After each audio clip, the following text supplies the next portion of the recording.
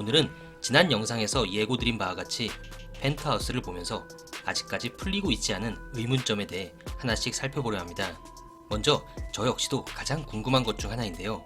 과연 현수막에 그려진 눈그림은 어떤 의미일까입니다. 민소라 죽음에 대한 경고장에 사용된 이 눈그림은 지금까지 총 3번 나왔습니다. 먼저 민소라가 떨어져 죽었던 헤라펠리스 조각상에 처음 등장했고, 그 다음은 심수련이 헤라클럽 사람들에게 보낸 경고장, 마지막으론 로건리가 헤라클럽 사람들에게 보여준 박 속에 있는 현수막이었죠. 두 번째와 세 번째는 보낸 사람이 명확하지만 첫 번째 현수막을 건 사람은 윤 실장일지 심수련일지 조금 애매하긴 합니다. 지난 뇌피셜 리뷰에서 심수련은 그 현수막이 걸리는 전날에서야 민소라 집에 있던 눈그림을 보았으므로 현수막은 윤 실장이 걸었다. 그리고 윤 실장이 눈그림을 아는 이유가 로건리와 연결이 되어 있어서 설아에 대한 사전 정보를 받았다. 이렇게 뇌피셜을 했었는데요. 로건리가 귀국해서 소망보육원 민원장에게 정보를 받은 것을 볼 때 윤 실장과 로건리는 특별한 커넥션은 없었던 걸로 보여집니다. 즉 윤 실장이 눈그림에 대한 의미를 몰랐다고 보면 이 눈그림의 정체를 알고 있는 사람은 심수련과 로건리 2명이 되죠. 저는 이 눈그림을 보면서 이것이 향후 사건 진행에 중요한 역할을 하지 않을까 생각했는데요. 기대와는 달리 17회까지 진행된 지금까지 이 눈그림에 대한 어떠한 해석도 어떠한 의문도 나오지 않고 있는 상황입니다. 현재 상황으로 알 수 있는 것은 심수련은 민설아가 초등학교 4학년 때 그린 눈 속에 엄마가 아이를 품고 있는 그림을 보고 이를 민설아의 시그니처로 사용했으며, 로건리 역시 민설아가 파양당한 후 우연히 설아가 미국 생활 중 그렸던 눈 모양의 그림을 보고 그녀의 시그니처로 사용했을 것이란 추측뿐이네요. 이 눈 모양의 그림에 어떤 또 다른 의미가 있을까요? 두 번째는 주단태의 비서였던 윤 실장의 생존 여부입니다. 윤 실장은 드라마 초반 주단태를 배신하고 심수련을 몰래 도와주다가 주단태에게 발각된 뒤 육교 위에서 뛰어내리는 듯한 장면을 연출하며 6회 이후 등장하지 않고 있습니다. 일단 지금까지 죽었던 사람들은 모두 죽은 모습을 확인해주며 부활의 기대를 접게 했죠. 민설아는 사체 확인 후 부검까지 되었고, 조상원 의원은 난간에서 떨어져 죽은 모습, 그리고 민원장 역시 교도소 농구 골대에 목을 맨 모습이 드러났습니다. 또한 천서진의 아버지 천명수 역시 장례식까지 치르며 부활할 수 없음을 알렸죠. 하지만 윤 실장은 죽음의 표현 방식이 이들과 달랐는데요. 육교에서 떨어지는 듯한 액션은 나왔지만 윤 실장의 시체가 등장하지 않았죠. 순옥킴 드라마의 특성상 대다수의 시청자분들이 윤 실장은 살아 돌아올 거란 기대를 하고 있는데요. 윤 실장은 민설아 출생의 비밀부터 주단태가 향한 모든 비리까지 알고 있는 유일한 사람입니다. 왠지 정말 중요한 순간에 딱 나타나서 주단태를 궁지로 몰아넣는 역할을 하게 되지 않을까요? 시체가 안 나온 경우는 한 명 더 있었네요. 비록 사람은 아니지만 설탕이의 죽음도 최종적으로 보여지진 않았죠.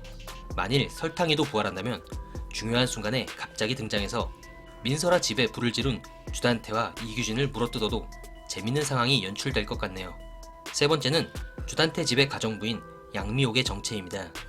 양미옥은 민설아를 죽인 진범의 후보로도 자주 거론될 정도로 수상한 점이 많은 사람이죠. 일단 그녀는 심수련과 전 약혼자의 사진을 가지고 있습니다. 그리고 쌍둥이들한테 이 사진을 공유하며 심수련은 너희들의 친엄마가 아니란 것까지 얘기하죠. 또한 민설아가 죽고 난 뒤 헤라 조각상에서 발견된 민설아의 신발을 발견하자마자 사진으로 남겨놓았고, 주단태를 흠모하여 심수련의 드레스를 입고, 또 주단태의 가족 사진에서 심수련만 도려내고 본인 얼굴을 입히는 등 사이코패스 같은 행동도 선보였죠. 일단 주단태의 비밀 금고에서 주단태와 쌍둥이들, 그리고 나비 문신을 한 채 뒤돌아 있는 와이프가 찍힌 사진을 봤을 때 이 쌍둥이들 엄마가 바로 가정부 양미옥이 아니냐는 의견이 줄을 이루고 있습니다. 저 역시 그렇게 생각하고 있는데요. 주단태는 심수련에게 쌍둥이들의 엄마는 아이들을 낳자마자 폐혈증으로 죽었다고 말했습니다. 그런데 아이들과 찍은 사진이 있다는 것은 분명히 주단태가 거짓말을 했다는 거죠. 나비 문신의 여인이 양미옥이 맞다고 가정을 해보면 쌍둥이가 태어나기도 전인 20년 전부터 일을 해온 양미옥은 흠모하던 주단태와 우연한 기회에 잠자리를 가지게 되면서 쌍둥이들이 태어나고, 명예를 중시하는 주단태가 가정부와의 잠자리로 낳은 아이들이란 것은 밝힐 수 없기에 이 모든 것을 비밀로 하는 조건으로 양미옥을 내쫓지 않고 옆에 두며 지금까지 살아온 것 아닐까요? 물론 심수련의 드레스를 입은 양미옥의 모습에선 등에 이 나비 문신이 보이지 않았기에 확신할 수는 없지만 1회부터 지금까지 가장 수상한 인물 중 한 명임에는 틀림없어 보입니다. 네 번째는 강마리란 사람에 대한 의문점입니다. 강마리는 남들에게 두바이에서 사업하는 남편을 둔 엄청난 부자로 알려져 있죠. 하지만 실상은 마리탕이란 목욕탕의 세신사로 일을 하고 있으며 또 남편은 두바이가 아닌 교도소에서 지내고 있습니다. 강마리는 이러한 사실을 주변 사람은 물론 자신의 딸 제니도 모를 정도로 꽁꽁 숨겨놓은 듯 합니다. 이러한 사실이 알려지면 자신은 물론 자신의 딸까지 웃음거리가 되며 더 이상 상류층 사회에 끼지 못하기 때문이죠. 앞으로의 포인트는 강마리의 실체를 제니와 주변 사람들이 언제 어떻게 알게 될 거냐인데요. 이 강마리의 반전 스토리는 10회에 깜짝 공개된 이후 17회가 끝난 지금까지 전혀 또 다른 내용이 안 나오고 있습니다. 과연 강마리의 스토리는 시즌2로 넘어가게 될지 아니면 시즌1 막바지에 밝혀지며 강마리와 제니의 입지에 변화가 생길지 정말 궁금해지네요. 그리고 뒤통수만 나왔던 강마리의 남편 유동필, 그자가 시즌2의 새로운 빌런으로 태어날지도 지켜봐야 할 포인트인 것 같습니다. 다섯 번째는 민설아의 죽음과 관련한 이야기인데요. 민설아는 숨겨놓은 휴대폰을 찾겠다며 왜 47층을 찾아 헤맸을까요?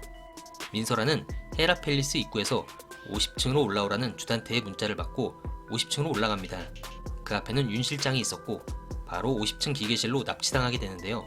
민설아가 기계실에서 탈출하고 47층에 도착했을 때 오윤희를 만났고 같이 엘리베이터를 타고 내려가자는 오윤희의 말에 민설아는 휴대폰을 찾아야 한다며 오윤희를 두고 휴대폰을 찾으러 사라집니다. 그 말은 민설아가 50층에 올라오기 전 휴대폰을 47층 어딘가에 숨겨놨다는 건데요. 왜 하필 민설아는 휴대폰을 47층에 숨겨놨을까요? 그리고 그 숨겨놨던 휴대폰은 왜 2달 뒤에 1층 공조기 안에서 발견되었을까요? 결국 47층에 있던 민설아의 휴대폰은 누군가가 1층으로 가져가서 숨겨놨다는 말인데요. 이 부분은 아무리 뇌피셜을 짜내도 도저히 답이 안 나오네요. 그리고 민설아가 휴대폰을 찾으러 47층을 헤매다가 주단태를 마주치고 결국 정원으로 끌려나가게 되는데요. 주단태는 아무 관련 없어 보이는 47층에 갑자기 왜 나타난 걸까요? 이 47층에 대한 비밀이 드라마 종영 전에 풀어질지 아니면 이대로 묻힌 채 끝날지도 체크해야 할 상황으로 보입니다. 여섯 번째는 주단태의 과거 트라우마입니다. 주단태는 오윤희와 식사 중 얼굴에 피가 묻자 돌변하며 오윤희의 목을 조르는 행동을 취했습니다. 그러는 중에 자신의 어린 시절을 떠올린 주단태는 얼굴에 피를 묻힌 채로 엄마 죽으면 안 돼 하며 울부짖습니다. 이 장면만 보면 주단태의 엄마는 자살한 것으로 보이는데요. 주단태의 과거 트라우마는 과연 무엇일까요? 일단 예상은 주단태 아버지의 가정폭력으로 보여집니다. 주단태의 어머니는 아버지의 폭력을 견디다 못해 스스로 목숨을 끊지 않았을까 생각되는데요. 주단태 역시 어린 시절 아버지에게 엄청 맞으며 자랐고 그것이 되물림되어 자신의 자식들에게도 과한 폭력을 행사하는 것이 아닌가 생각되네요. 어린 주단태는 어떤 삶을 살아온 걸까요? 그 외에도 아직까지 풀리지 않은 의문점들은 정말 많이 있습니다. 민설아는 미국 생활 2년 동안 어떻게 UCLA 내부와 그 앞에 빵집 이름까지 기억하며 또 대부분 보육원 생활을 하며 변변한 과외 한 번 못 받아본 그녀가 영어, 프랑스어는 기본에 천재적인 수학 실력, 거기에 수석 입학할 정도의 성악 실력까지 갖추게 되었을까요? 그리고 주예인은 태어나자마자 호흡기에만 의지하며 16년을 살아왔는데 깨어나자마자 말을 하며 또 단기간에 어떻게 이런 완벽한 한국어를 구사할 수 있게 된 걸까요? 물론 이 외에도 궁금한 점은 많지만 스노킴 드라마는 한 번 의문을 가지면 끝이 없다는 거 아시죠? 혹시 제가 말씀드린 사항 외에 다른 의문점이 있으신 분들은 댓글로 같이 이야기 나누었으면 좋겠습니다. 저는 다음 리뷰 영상으로 다시 돌아오겠습니다. 감사합니다.